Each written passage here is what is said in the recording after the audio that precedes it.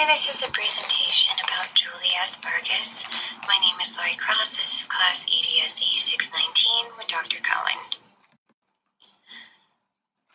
Dr. Julie Vargas made waves in her accounts of applied behavior analysis. She revolutionized and opened the eyes of educators. Not only is she the daughter of one of the founding fathers of behaviorism, B.F. Skinner, but she developed a directive for teachers and classroom dynamics that allowed children and learners to develop in a positive and growing way. Vargas was best known for her addressing the underlying issues that occurred in the school systems, the adversive and negative contingencies that inhibit many learners from actually developing, learning, and having social skills, social and peer skills. She understood that the behavioral stimuli that comes from teachers and the overall learning and educational functionality, that both need to be within a positive, reinforcing method. If teachers are treated more with positive outlooks, reinforcement, and support, then children will have the same support systems. They will develop and learn and emulate what is being taught through the positive behavior supports. The contribution to literature. She developed a greater portion in education and teaching fields. The need is highly great within the education system, and Dr. Vargas understood that. She knew that there was a great need that needed to be developed, and that children, not only through the engaging of motivation and positive supports, but the emphasis of important learning-based behavioral principles. This was regarding steps to be the most effective with outcomes. She also developed, better tactics that came from communication deficits. It was more of understand how can we create a bridge? How can we develop to where there is no more gap in the communication? Because in the school system, when there is a gap in communication, children become, or learners become, frustrated. There is no technique that helps them learn. She had implemented single research designs that educational setting and professional avenues should follow in order to be the most effective within behavior analysis in the schools and education. If I did have the chance to speak with her in an interview, I would ask her questions pertaining to, what did your father teach you? What was most important that he ever taught you about applied behavioral analysis? Did you ever think that your research, was it mainly focused within the school, students learning, or did it expand into communities? And then most of your work focuses in a school setting. Why?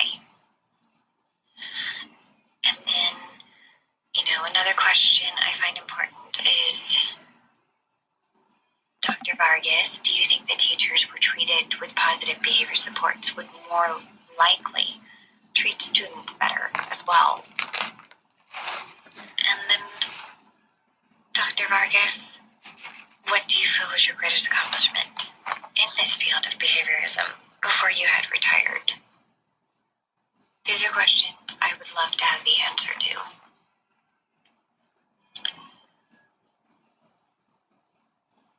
So, she was best known for the foundation of her father, which is B.F. Skinner Foundation for Behavioral Sciences.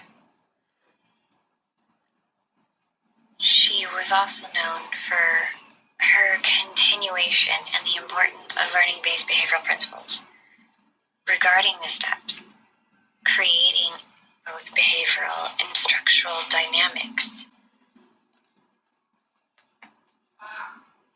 In addition to stopping a barrier of community verbal communication deficits, and that's with using tax and man, so the labels, demand, all within applied behavioral analysis.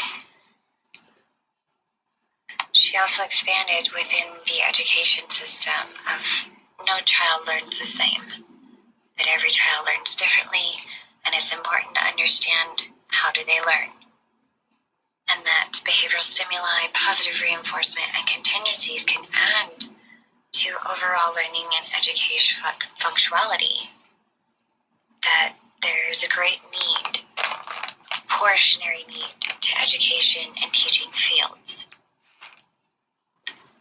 that punishment must stop within the schools, positive behavior supports must be implemented.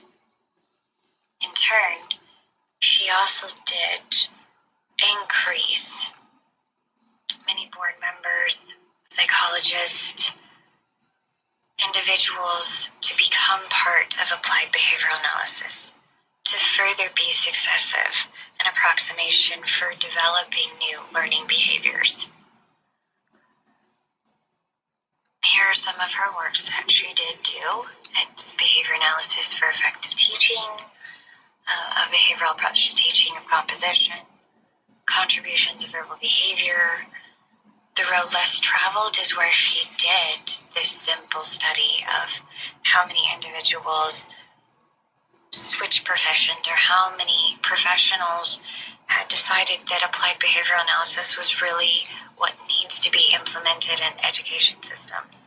And not just in education systems, it was more or less of individuals and community systems as well. She also talks about instructional design flaws in computer-assisted instruction, how some individuals, through behavior stimuli and particular contingencies, can focus better in a computer-based instead of in-person-based due to the environmental behaviors. Why is her work important? Because she forever changed the field of education. She made it to where our school systems and teaching academics and education of others, to where there weren't as many underlying issues, to where positive behavior supports and communication gaps reduced the common behaviors associated. Because of her tax, because of her bans, because of all the positive behavior supports, reinforcement, and positive contingencies without punishment, the attitudes and learning grew substantially.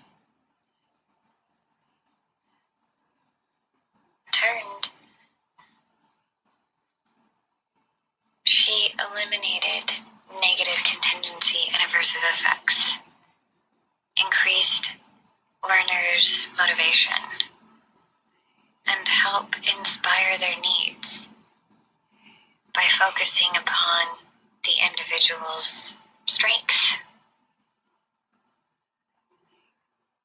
And her single research designs enhance behavioral terms needed that shape the future for positive directions in educational areas. Thank you.